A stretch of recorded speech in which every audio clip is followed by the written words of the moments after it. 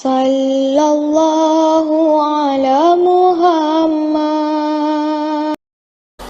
Alhamdulillahi Rabbil Alamin.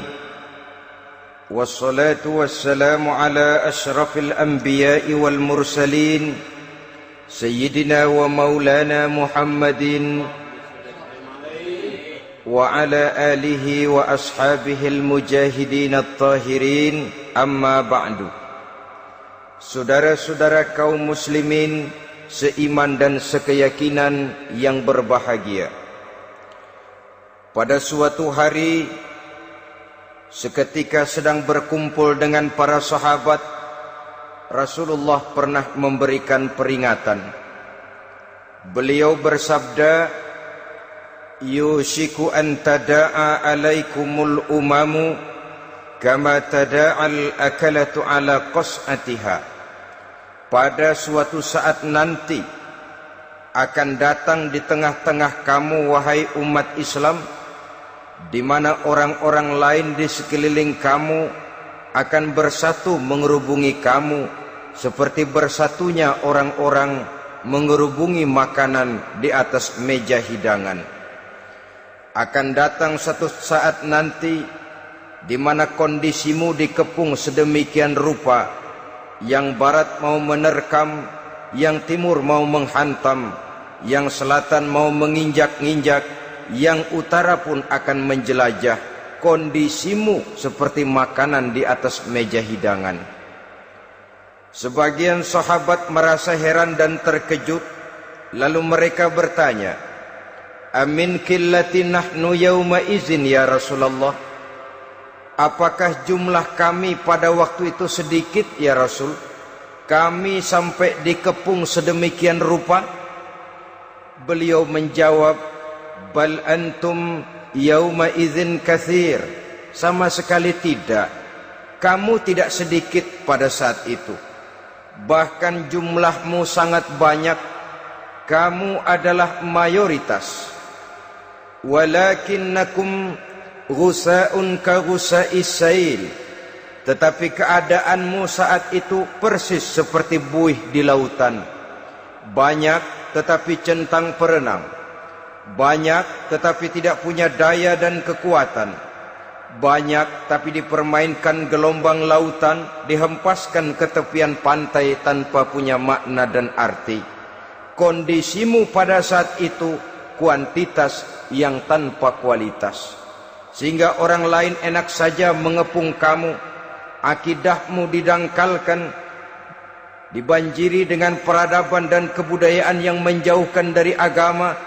Dari segi maksiat dan munkarat seluruhnya mengepung sampai kita melepaskan nilai-nilai Islam kita ini. Dan celakanya, sambung beliau, wal yanzi'anna fi qulubi aduwikumul mahabata minkum. Akan dicabut kehebatanmu di mata musuh-musuhmu, sehingga pada saat seperti itu orang lain memandangmu umat Islam enteng saja, remeh saja, tidak ada apa-apanya. Sudahlah, pokoknya umat Islam sikat saja. Umat Islam enteng, umat Islam kecil, umat Islam tidak ada apa-apanya. Alangkah ironinya, alangkah menyedihkannya, memilukan dan sekaligus memalukan. Umat yang mayoritas ini dipermainkan oleh yang minoritas. Umat yang jumlahnya terbesar, terbanyak, bahkan konon menurut catatan sampai 90%, tapi dipermainkan oleh mereka kelompok-kelompok kecil ini. Wal yakzifanna fi qulubikumul wahn. Pada saat itu di hatimu dicampakkanlah penyakit wahan. Sahabat kemudian bertanya, wa mal wahnu ya Rasulullah? Apakah penyakit wahan itu ya Rasul? Beliau menjawab, hubbud dunya wa karahiyatul maut. Penyakit wahan itu tidak lain hubbud dunya wa karahiyatul maut. Terlalu cinta kepada dunia dan terlalu takut kepada mati. Materialistis dan takut resiko. Dua penyakit inilah yang menyebabkan walaupun umat ini mayoritas, tapi dipermainkan oleh yang minoritas. Walaupun dia golongan terbesar, tapi nasibnya seperti makanan di atas meja makan.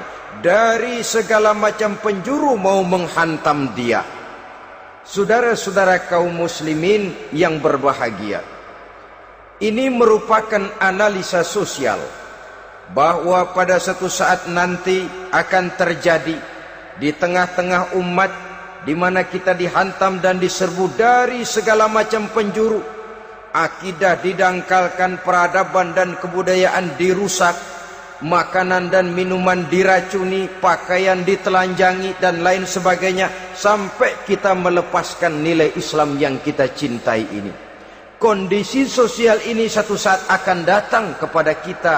Demikian analisa dan peringatan dari Rasulullah sallallahu alaihi wasallam.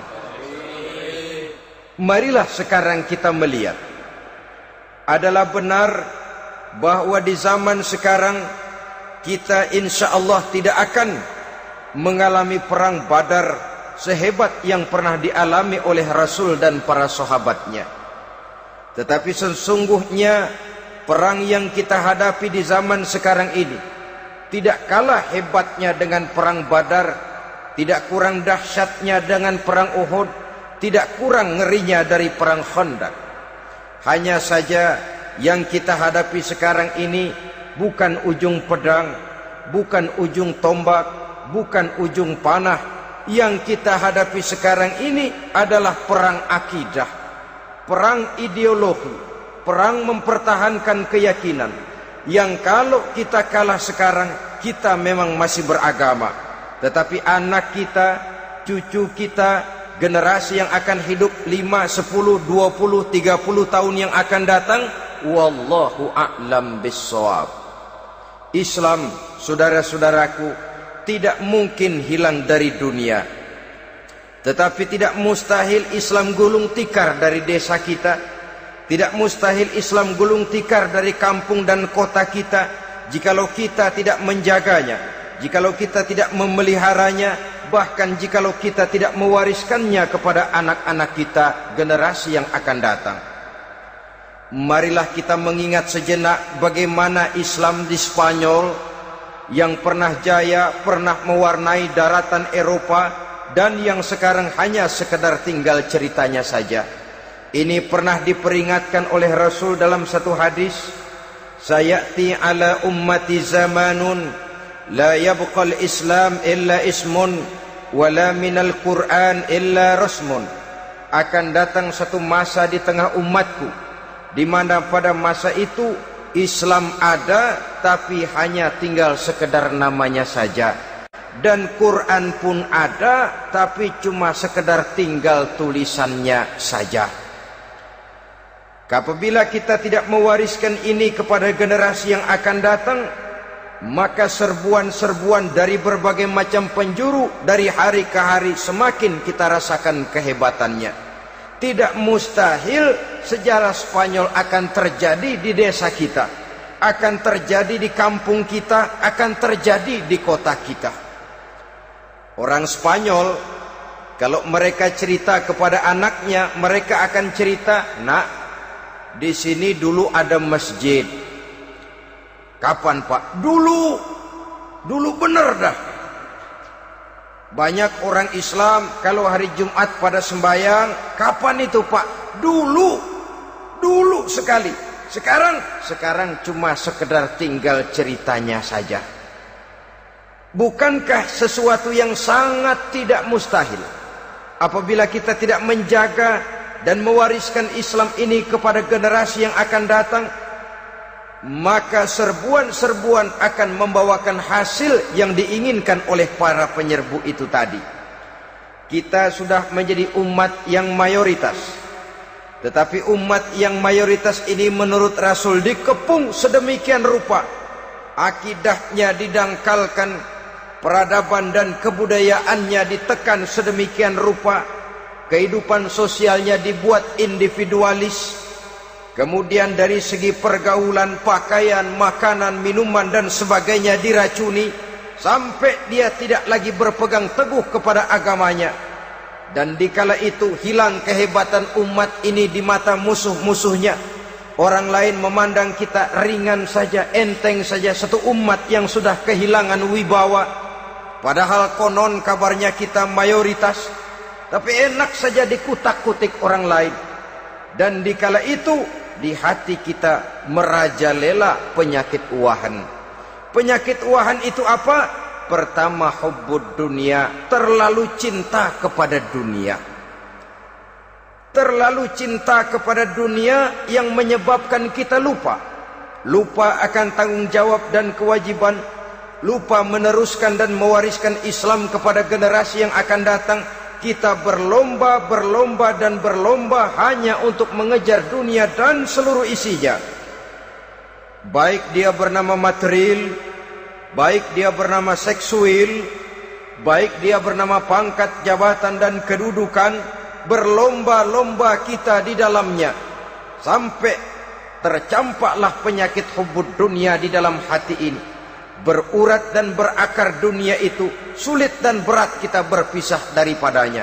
Akibatnya kemauan untuk berbuat demi dan atas nama agama sangat sulit terwujud di dalam kehidupan ini.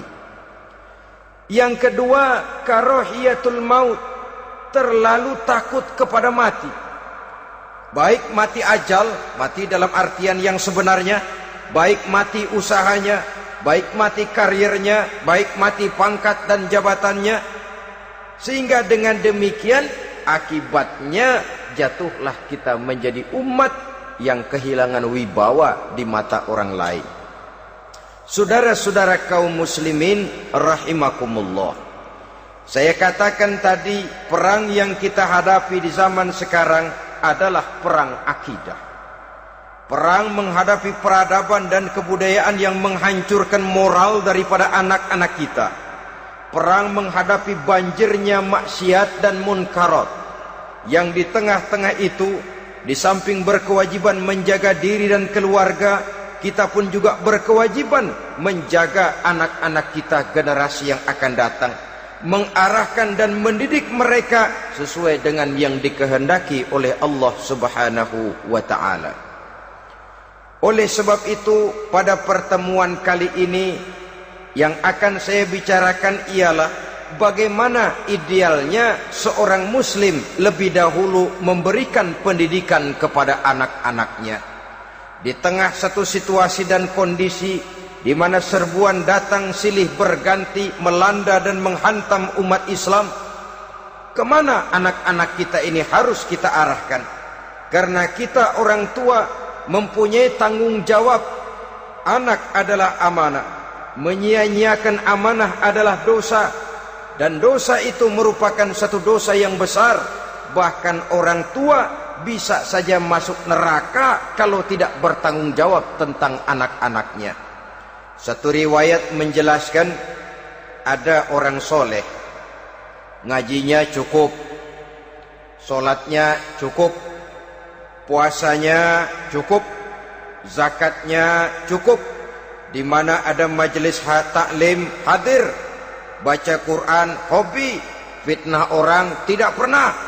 Di akhirat setelah disidang dia ternyata lebih banyak kebaikannya daripada kejahatannya, maka dia pun diperintahkan dan dipersilahkan masuk ke dalam surga. Giliran anaknya disidang, biang okem nih anak. Ditanya, siapa Tuhanmu?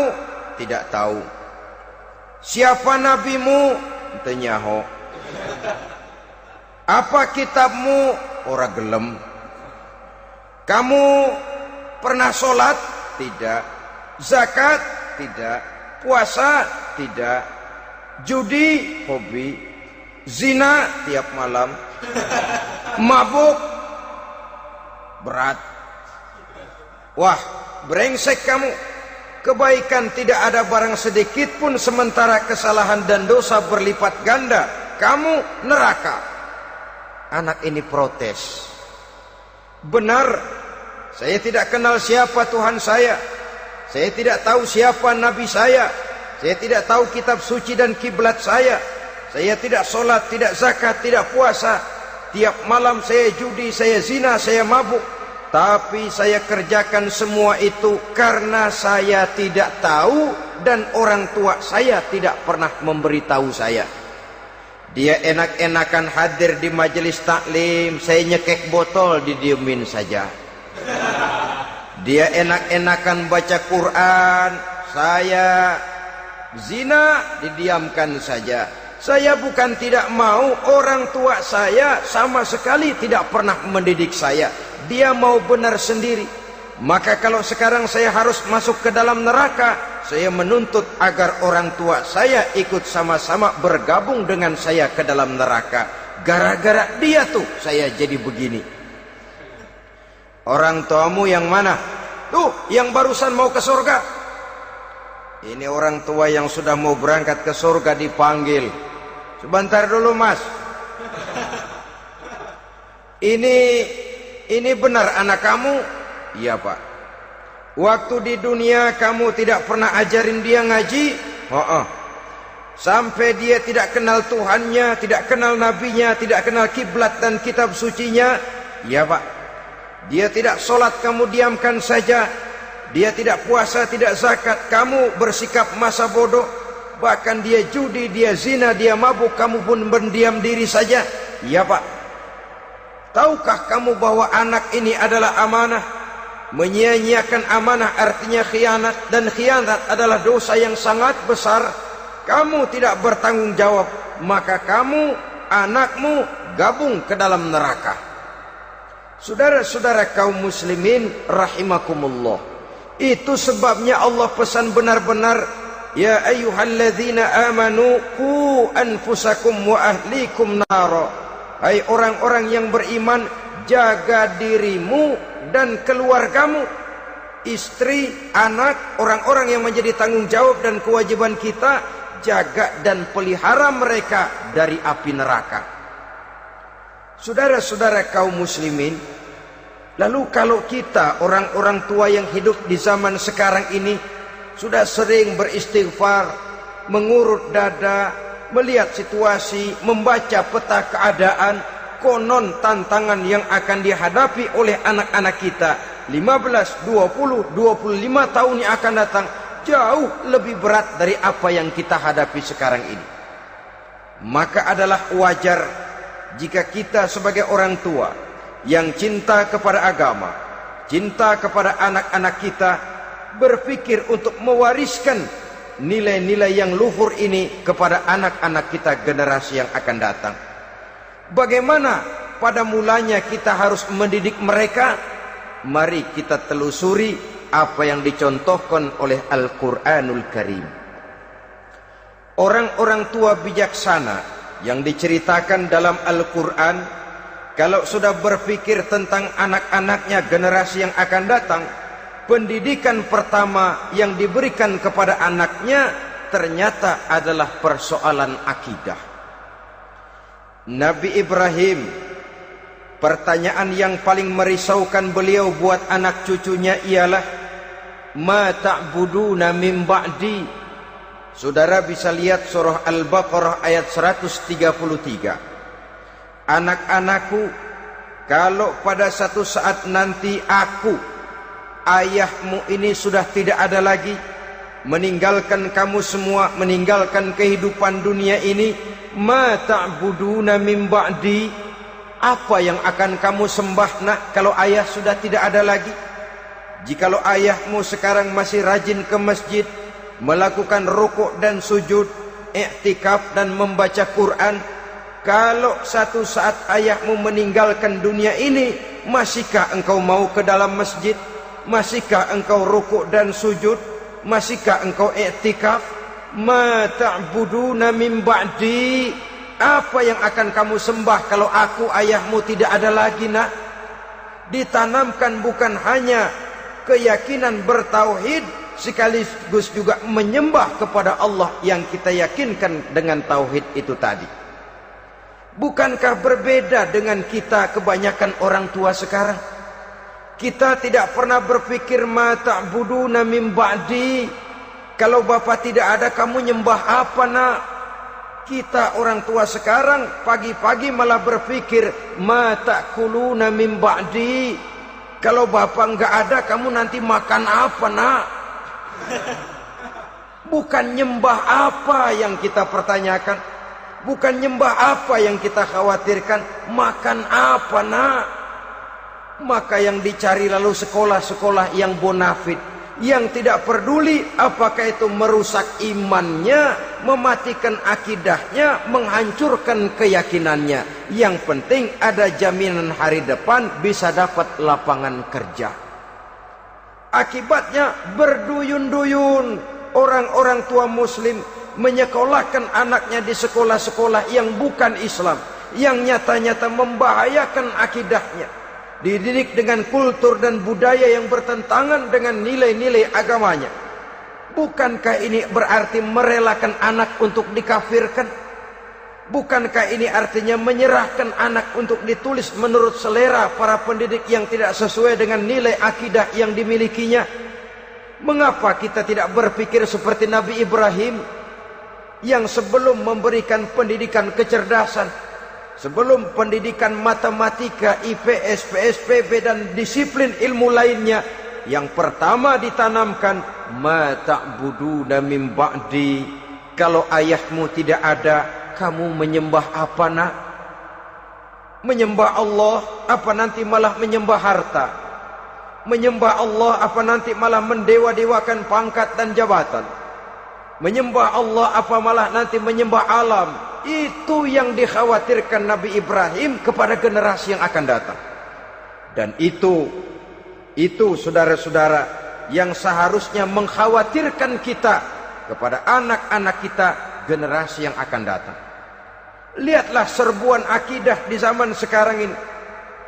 Dimanfaatkan kemiskinan kita umat Islam.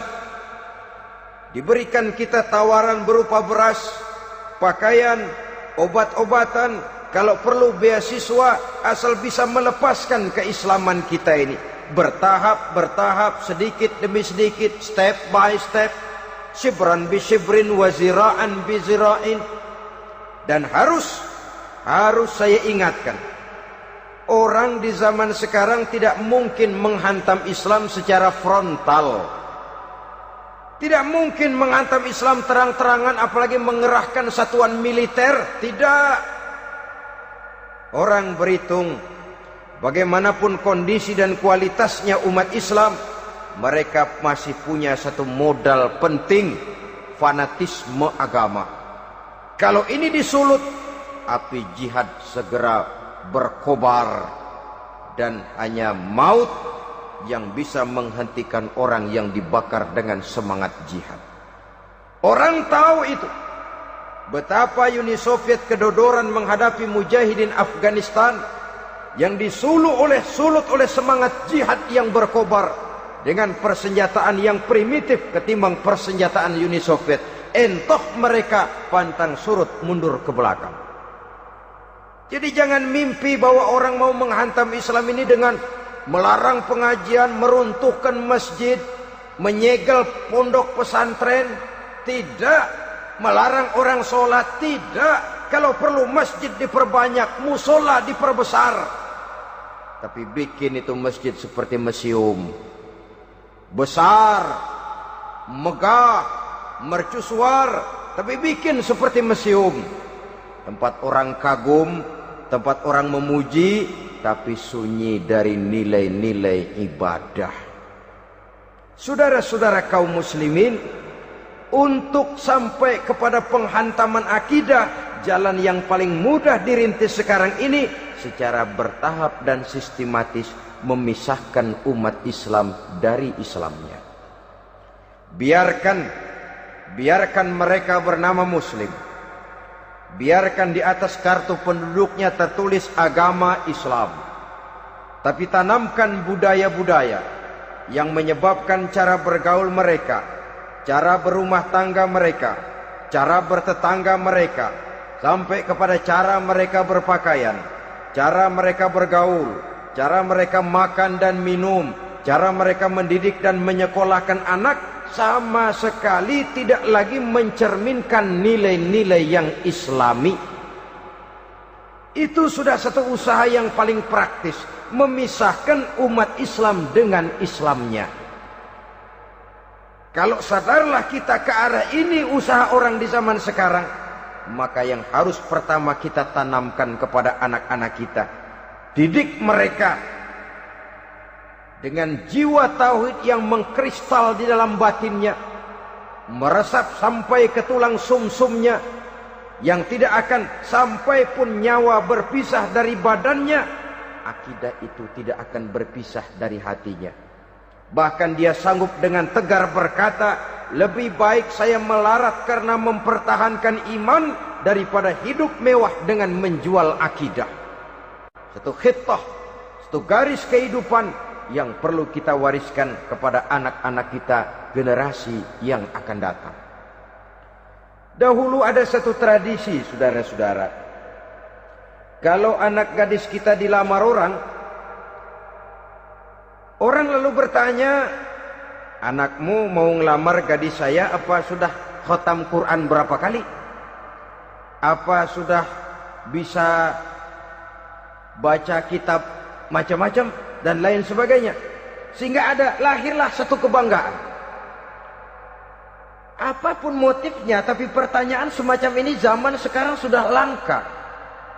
Paling-paling yang ditanya kalau anaknya dilamar orang, anakmu kerja di mana? Gajinya sebulan berapa? Kendaraannya bebek apa soang? Apa-apa?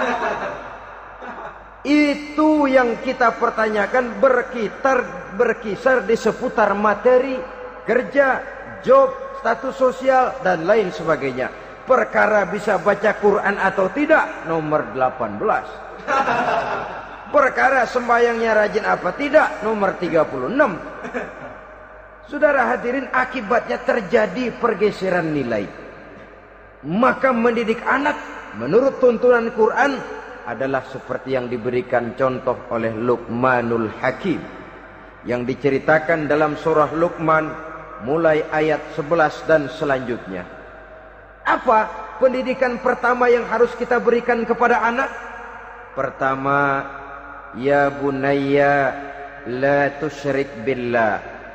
Wahai anakku, jangan sekali-kali engkau menyekutukan Allah. Nak, jaga tauhid, pelihara iman, mantapkan akidah.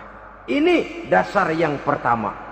Belum lagi anak mengenal berbagai macam disiplin ilmu, yang pertama ditanamkan tauhid.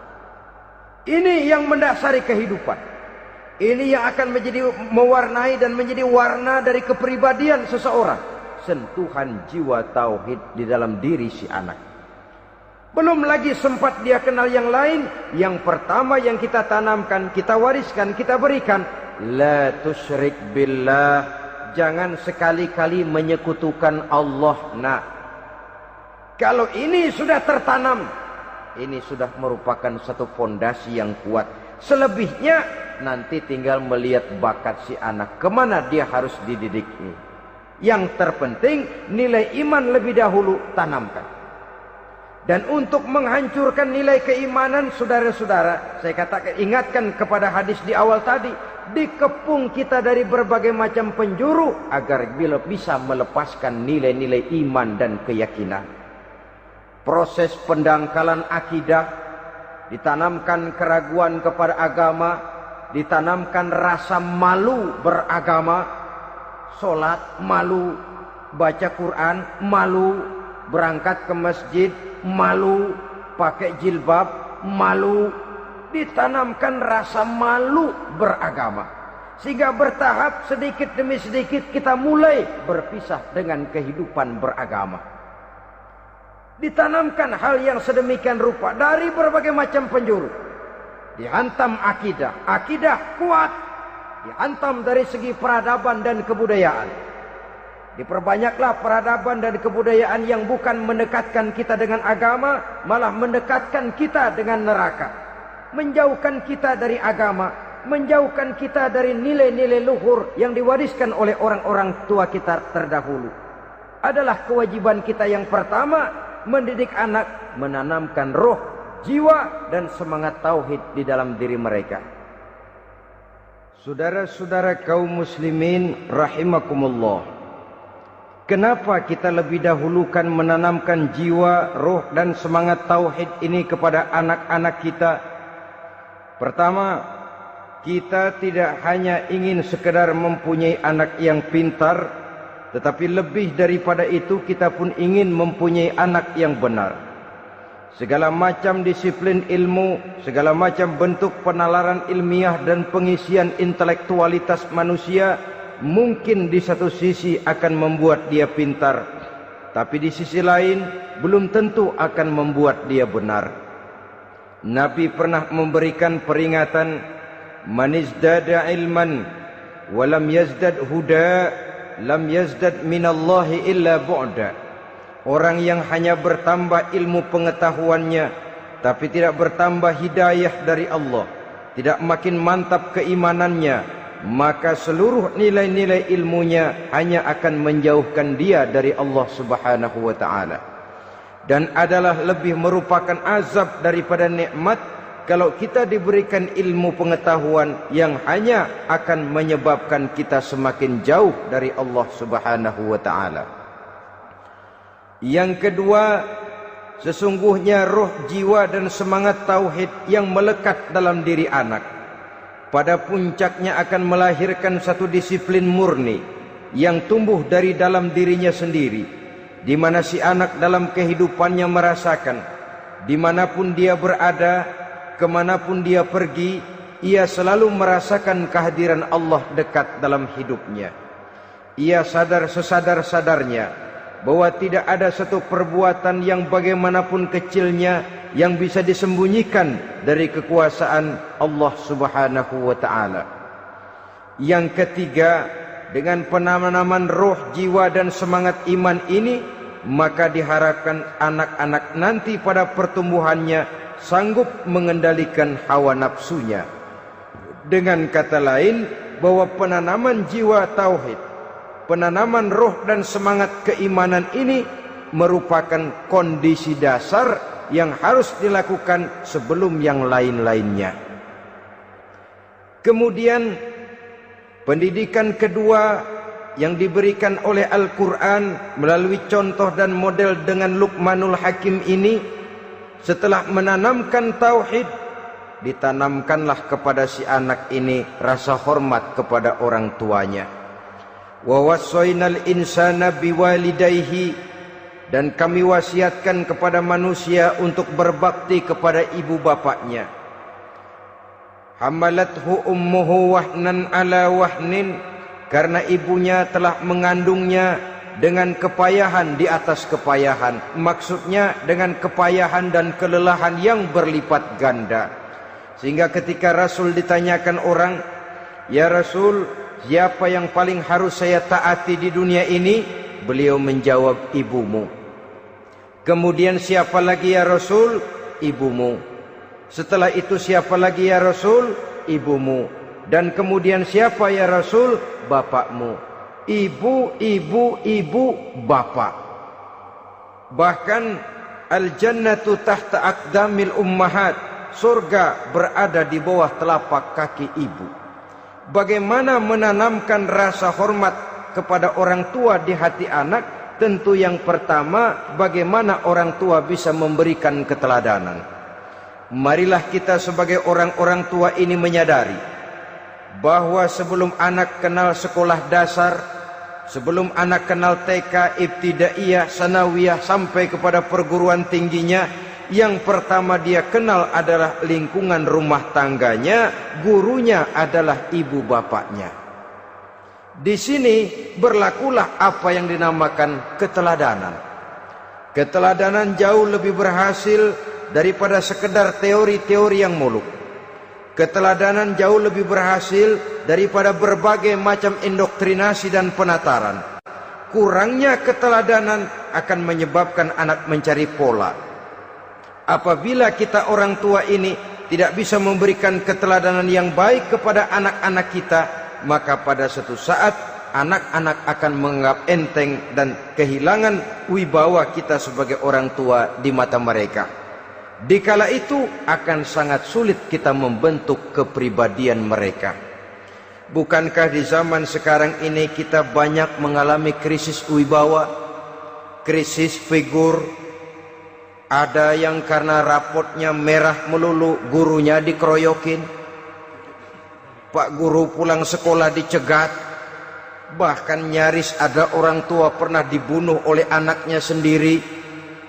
Dan lain sebagainya, kasus-kasus yang sebenarnya tidak perlu terjadi. Karena memang bukan saja bertentangan dengan nilai budaya kita sebagai bangsa, tapi juga bertentangan dengan ajaran agama kita sendiri. Krisis wibawa, krisis figur, yang juga akibatnya harus kita sadari banyak faktor yang membentuk kepribadian anak. Pergaulannya, yang dibacanya, yang ditontonnya, yang disaksikannya di dalam kehidupan. Benar kita menyekolahkan mereka, tapi berapa jam mereka di sekolah? 6 jam, 7 jam paling lama. Sedangkan mereka hidup satu hari satu malam 24 jam.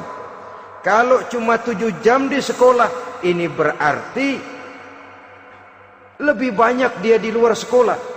Dan di luar sekolah itu artinya ya rumah tangganya, ya temannya, ya lingkungan di mana dia tinggal, yang seluruhnya sangat besar pengaruhnya dalam ikut membentuk kepribadian anak-anak kita. Saya katakan tadi, di samping kita menghadapi perang akidah, kita pun berhadapan di dalam perang menghadapi peradaban dan kebudayaan yang bukan saja menjauhkan kita dari agama, tetapi sanggup menghancurkan moral daripada anak-anak kita.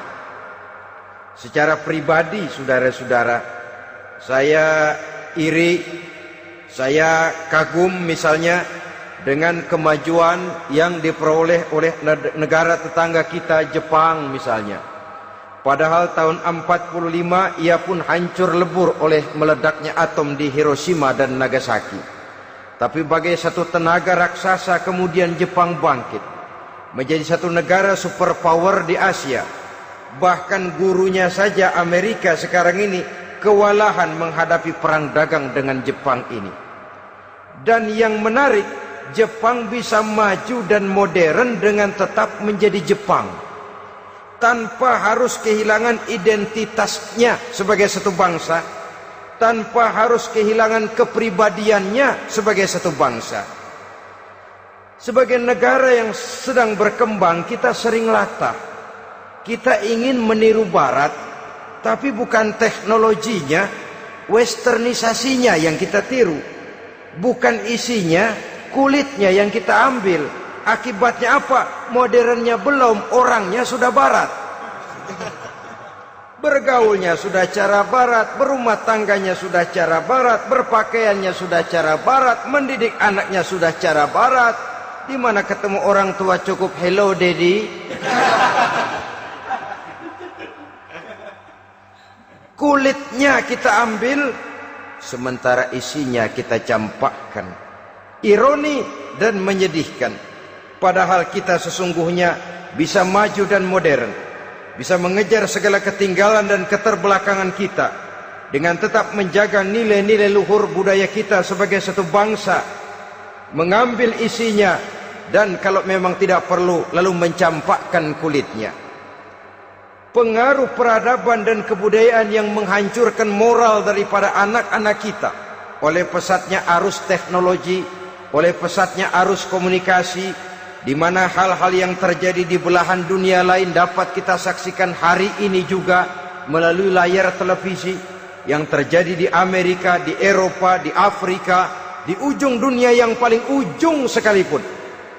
Di ujung dunia yang paling ujung, hari ini kejadian, hari ini sudah bisa kita saksikan. Pesatnya arus komunikasi, kalau jatuh ke tangan anak-anak kita yang belum mempunyai filter, daya saring positif, akan dicerna oleh mereka tanpa memilah dan memilih. Akibatnya orang kampung bilang kelolodan. Makan nggak dikunyah lagi, tentu saja akhirnya kelolodan. Dan kalau sudah kelolodan, menyusahkan kita seluruhnya. Oleh karena itu budaya menghormati orang tua perlu dijaga, perlu dipelihara dan diwariskan kepada anak-anak kita. tali silaturahmi sehingga ada respeknya kepada orang tuanya. Jangan bapaknya dianggap CS, ibunya dianggap CS, kakeknya dianggap CS. Hilang rasa respek, hilang rasa menghormati. Sementara orang tua sendiri tidak bisa memberikan keteladanan, kurang mendapat perhatian dan lain sebagainya. Apalagi kalau baik ibu maupun bapak adalah orang-orang karier yang setiap hari sibuk menghadapi tugas masing-masing. Bapak sibuk rapat, pindah kantor sana kantor sini, ibu sibuk arisan, besarlah anak-anak di tangan pembantu dan lain sebagainya, sehingga dia merasa kurang mendapat perhatian, dan ini akan ikut membentuk warna dari kepribadian yang dimilikinya. Sampai kepada pelosok-pelosok desa, jaringan televisi memang menguntungkan. Tapi kalau sudah sampai kepada menayangkan budaya-budaya yang tidak sesuai dengan pola di mana mereka tinggal, pola lingkungannya, dan ingin mereka terapkan dalam kehidupan, ironi dan menyedihkan. Maka sering dikatakan, jikalau ABRI masuk desa, rakyat beruntung. Jikalau listrik masuk desa, rumah jadi terang. Jikalau koran masuk desa, rakyat jadi cerdas. Jikalau hakim masuk desa, rakyat lalu sadar hukum. Tapi jikalau maksiat dan munkarat masuk desa, minuman keras masuk desa, judi masuk desa, pelacuran masuk desa, rakyat tentu kiamat. Dan kita harus punya budaya untuk memilah dan memilih, mempunyai filter untuk jadi daya saring positif. Oleh karena itu, saudara-saudara, tahap kedua setelah menanamkan jiwa tauhid kepada anak, tanamkan rasa hormat kepada orang tuanya. Orang tua itu ibu bapaknya, orang tua itu guru-gurunya yang mengajarkan dia, atau yang dianggap tua yang lebih senior dari dia. Karena tidak ada satu peradaban yang berdiri sendiri. Bagaimanapun maju dan modernnya kita sekarang, tentu merupakan mata rantai yang berkaitan dari generasi terdahulu. Ini yang kedua. Setelah tauhid, berbakti kepada ibu dan bapak. Tidak ada satu kebahagiaan yang bisa ditegakkan di dunia ini tanpa doa, tanpa restu daripada ibu dan bapak. Ini keramat hidup. Doanya dikabul Allah dan kutuknya juga dikabul oleh Allah Subhanahu wa ta'ala. Jadi mendidik anak setelah menanamkan jiwa tauhid, menanamkan rasa hormat dan taat berbakti kepada ibu bapaknya. Itu yang kedua. Kemudian yang ketiga, melalui model Luqman, Quran mendorong kita untuk mendidik anak, menanamkan etika otonom. Apa itu? Ya bunayya, innaha in takum mithqala habbatin min khardalin fatakun fi sakhratin aw fis samawati aw fil ardi ya'ti bihallah. Wahai anakku, sesungguhnya kalau ada satu kebaikan yang kamu kerjakan, kecil, tidak nampak oleh pandangan mata yang zahir, yang kecil itu tersembunyi di puncak langit, di dasar bumi yang paling dalam, atau di tengah batu hitam sekalipun, Allah pasti mengetahuinya dan pasti akan memberikan balasan yang seadil-adilnya. Pendidikan apa ini? Pendidikan moral, menanamkan etika otonom. Nah, kau berbuat baik jangan karena dilihat orang. Kau tidak mau melakukan kejahatan jangan cuma karena ada polisi. Kalau ada polisi kau tidak mau jahat, kucing juga begitu. Coba lihat kucing, taruh ikan asin di piring kaleng, tongkrongin. Aduh, kucing kalem, sopan, tenang. Sedikit kita lengah, habis ikan digarap. Tapi ditanamkan satu kesadaran, kemanapun kau pergi, nak, apapun yang kau kerjakan, tersembunyi di tengah batu, di dasar bumi, di puncak langit, Allah pasti tahu. Dalam bahasa yang ringan, nak, kita ini diawasi oleh dua hiperkomputer yang maha sensitif, produksi langit mereknya Rokib dan Atid. Itu komputer yang sangat peka dan sensitif. Jangankan kita berbuat, kita berniat baik saja, komputer sudah nyatat sendiri. Inilah yang orang sekarang namakan waskat, pengawasan malaikat. Kalau hidup sudah merasa diawasi oleh malaikat, waskat berhasil. Tapi kalau waskat sudah diawasi malah nekat, itu yang gagal. Atau yang diawasi dan yang mengawasi sama-sama sepakat, itu juga bisa cincai. Saudara-saudara kaum muslimin rahimakumullah, waskat dalam pengertian kita muslim, bagaimana hidup ini merasakan diawasi oleh malaikat. Intelektualitas yang tinggi sekalipun, IQ yang nilainya plus sekalipun, disiplin ilmu yang bagaimanapun banyak yang memenuhi benak kita, tanpa diiringi oleh etika otonom, orang sering mencari celah dan kesempatan. Mencari celah dan kesempatan. Tapi kalau sudah merasa, kemanapun saya pergi, dimanapun saya berada, kebaikan bagaimanapun sekecilnya saya lakukan, toh Allah pasti akan memberikan balasan. In khairan fa khairun, wa in syarran fa syarrun. Jikalau baik, baik balasan yang kita terima. Jikalau jahat, jahat kejahatan yang kita terima. Kalau sudah ke arah ini kita berpikir, maka sesungguhnya kalau kita berbuat baik kepada orang lain, hakikatnya kita sudah berbuat baik kepada diri kita sendiri. Lalu tidak ada merasa rugi berbuat baik kepada orang. Karena manakala dia melakukan kebaikan kepada orang lain, artinya dia sudah berbuat baik untuk dirinya sendiri. Jadi setelah tauhid, kemudian berbakti kepada ibu bapak, yang ketiga baru pendidikan tentang akhlak, tentang moral. Pola ini yang sering terlupakan oleh kita, bahwa bagi kita itu pendidikan tidak lain upaya mencerdaskan otak anak. Jangan sampai sebab ini kelihatannya pembangunan makin maju, persaingan hidup makin tajam, tensi ekonomi semakin tinggi, sementara jumlah tenaga kerja dengan lapangan kerja yang tersedia jauh dari mencukupi. Jikalau tidak membekali anak dengan pendidikan yang menunjang lapangan pekerjaan, orang tua khawatir, takut sekali anaknya jadi gelandangan. Dikhawatirkannya kehidupan dunia ini, sementara dia lupa kalau anaknya bisa jadi gelandangan di akhirat. Padahal selama-lamanya gelandangan di dunia paling seumur manusia itu 60 tahun, 70 tahun lah umur orang sekarang. 70 itu sudah luar biasa itu. Tapi kalau harus menggelandang di akhirat, menjadi gelandangan di akhirat, alangkah menyedihkannya. Apakah akan kita korbankan satu kehidupan yang langgeng, abadi, cuma karena tertipu oleh fata morgana dan kamuflase? Kita korbankan yang sedikit, kita korbankan yang besar karena kita memilih yang sedikit. Dalam bahasa Al-Quran memang pernah diceritakan hidup ini hakikatnya perlombaan, saudara-saudara. Perlombaan. Dan di dalam perlombaan itu ada yang menang, ada yang kalah. Al-Quran lalu memberikan peringatan, Alhaakumut takatsur, kamu telah lalai karena berlomba-lomba memperbanyak harta, mempertinggi pangkat dan kedudukan, hatta zurtumul maqabir, sampai kamu akan masuk ke liang kubur baru sadar.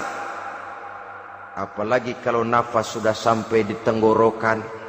Persis Fir'aun sudah tenggelam di lautan merah, mau mampus, baru dalam sekaratnya amantu bi Rabbi Musa wa Harun.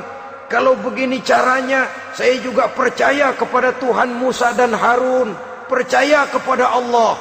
Sudah mau mati, baru amantu bi Rabbi Musa, kami percaya kepada Tuhan Nabi Musa, kata Fir'aun.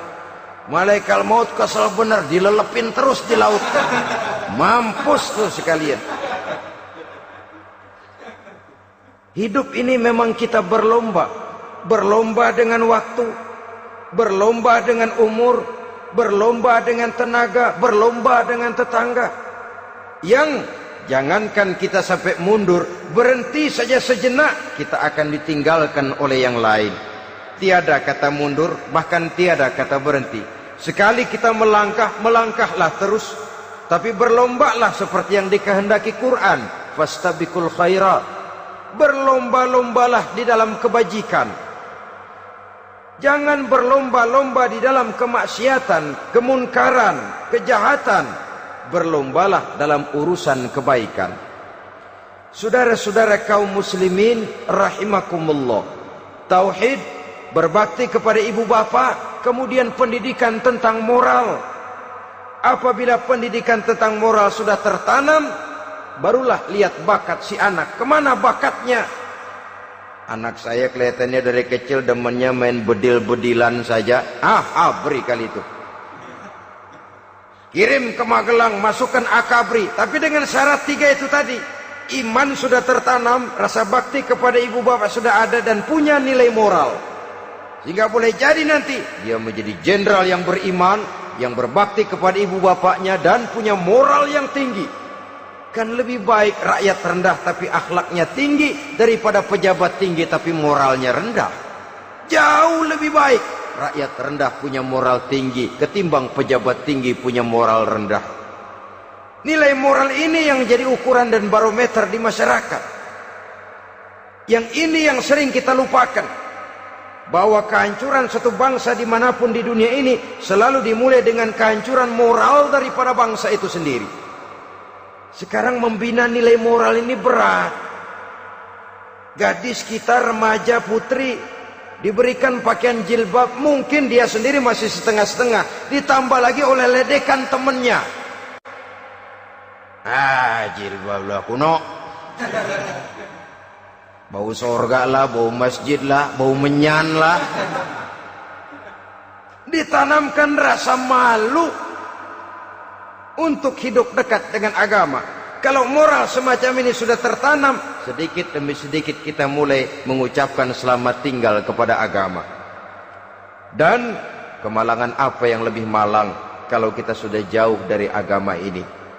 Bukankah Islam telah menyelamatkan manusia dari penyakit jahiliyah dan membawanya kepada satu kehidupan yang maju dan modern?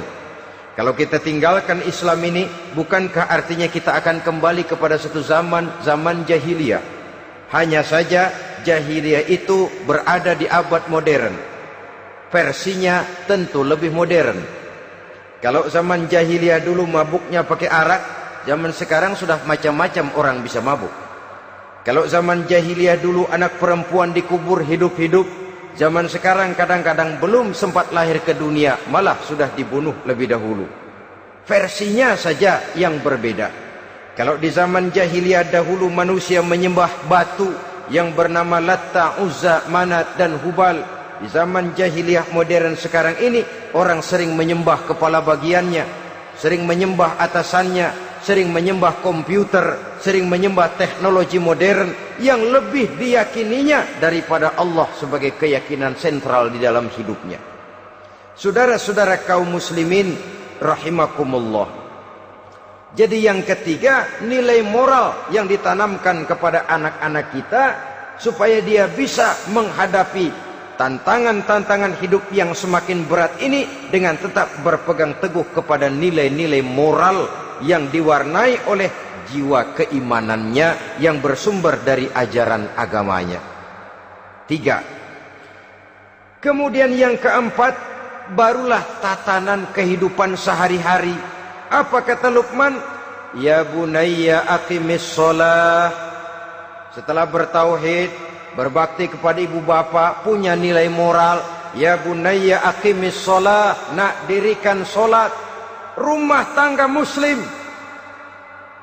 Anak berumur 7 tahun sudah berani meninggalkan solat. Kata Nabi, pukul. Bukan untuk menyakiti, untuk mendidik.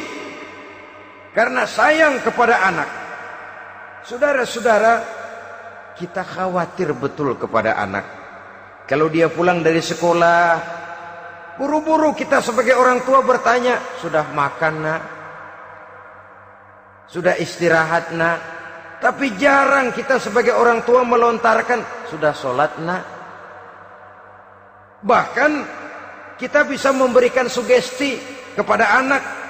Nah, kalau kau naik kelas 1 sampai naik ke kelas 2, bapak beliin sepeda. Tamat SD nak, motor. Tamat SMP nak, ke Bali kita. Tamat SMA nak, Singapura. Saudara-saudara, tapi kalau untuk urusan sholat misalnya, kita tidak pernah memberikan sugesti kepada anak-anak kita. Nah, kalau kau hafal Fatihah lengkap dengan artinya, bapak beliin sepatu. Nah, kalau kau bisa sholat dengan baik, cukup syarat rukunnya, bapak beliin sepeda. Ada rangsangan, ada sugesti yang membuat anak lebih tergerak untuk hidup dalam suasana keagamaan. Ya bunayya aqimis sholah, nak dirikan sholat. Sebab ini sandaran vertikal yang paling langsung antara manusia dengan Tuhannya. Menyadari bahwa sepanjang yang bisa dilakukan oleh manusia hanyalah berusaha, dan kepastian sepenuhnya ada di tangan Allah. Dengan sholat kepribadianmu diperteguh. Dengan sholat sandaran vertikalmu kepada Allah diperkuat. Dan pada waktunya nanti Al-Quran memberikan bimbingan, hendaklah minta tolong kepada Allah dengan sabar dan tetap mendirikan sholat. Ya bunayya aqimis sholat. Setelah itu, wa'mur bil ma'rufi wanha 'anil munkar.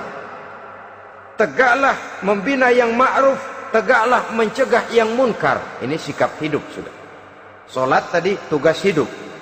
Lalu sikap hidup tampil di tengah masyarakat, membina yang ma'ruf, mencegah yang munkar sesuai dengan kesanggupan masing-masing. Bukankah setiap kita kepingin punya anak yang bermanfaat, setidaknya bagi keluarganya, syukur kalau bisa bagi lingkungannya, bagi masyarakat, bangsa dan negaranya. Dan satu di antara tanda orang yang bermanfaat, kalau dia bisa hidup menjadi penganjur yang ma'ruf dan pencegah yang munkar. Dan itu kalau tidak ada hidayah, sulit orang mau melaksanakan itu. Sebab apa? Ada kecenderungan belakangan ini di mana agama dianggap urusan pribadi.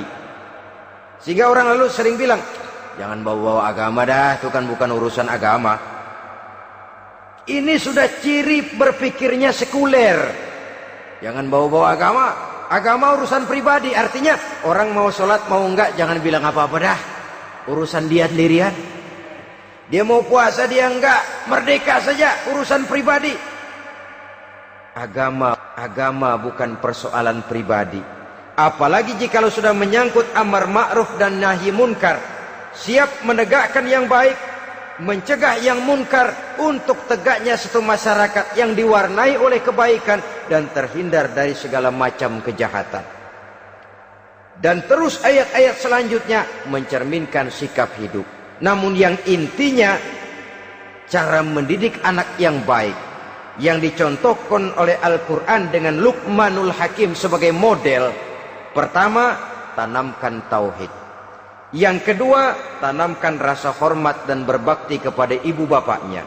Yang ketiga, tanamkan moral, nilai akhlak yang tinggi. Setelah itu yang keempat, biasakan hidup dalam suasana keagamaan. Kontrollah sholatnya, kontrollah baca Qur'annya, kontrollah puasanya di bulan Ramadan. Ajaklah anak-anak sholat berjamaah, sehingga dengan demikian dia terbiasa oleh satu suasana yang mendekatkan dia dengan nilai agamanya.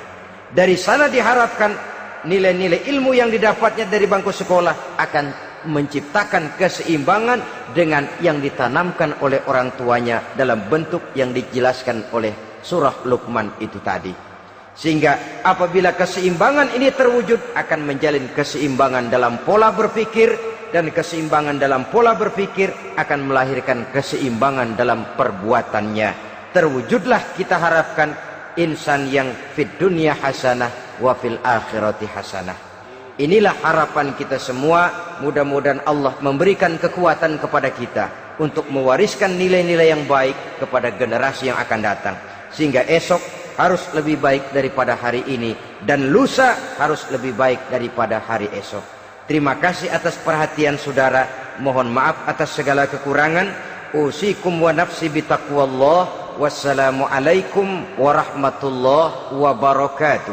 Waalaikumsalam warahmatullahi wabarakatuh. Sallallahu